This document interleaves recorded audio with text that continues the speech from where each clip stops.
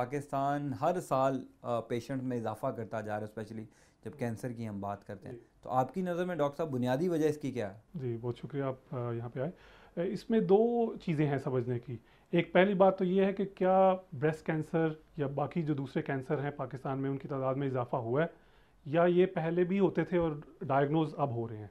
एक तो ये बात है कि पहले भी बहुत से कैंसर ऐसे थे, बहुत से जो अनडायग्नोज रहते थे, टेस्ट अवेलेबल नहीं थे, लोगों में इतना नॉलेज, इतना शऊर, इतना इल्म नहीं था कि वो जाके टेस्ट करवाएं, चेकअप करवाएं और फिर डायग्नोज हो।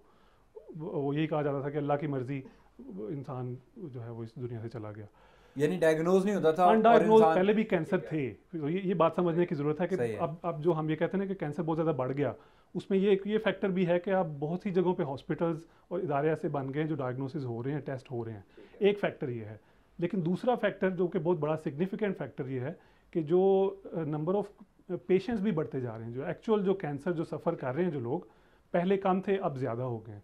उसमें हमें सबसे पहले समझना पड़ेगा कि कैंसर क्या है और उसकी क्या वजूहात क्या होती हैं।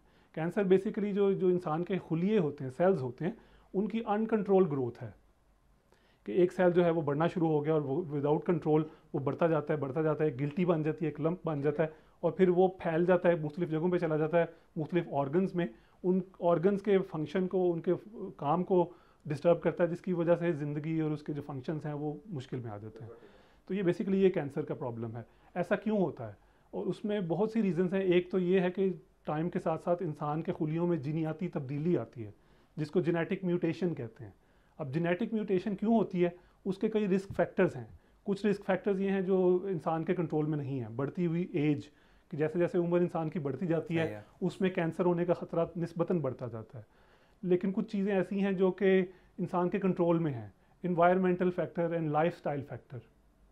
आप नोट करेंगे कि आजकल के दौर में 21वीं सदी में जो इंसान की हमारी यहाँ पे जो लाइफस्टाइल है वो नहीं है जो आज से 50 साल पहले, 100 साल पहले हुआ करती थी। इंसान पहले गाड़ियाँ, मोटर बाइक्स और इस तरह की ट्रैवलिंग नहीं होती थी, लोग पैदल काफ़ी सफ़र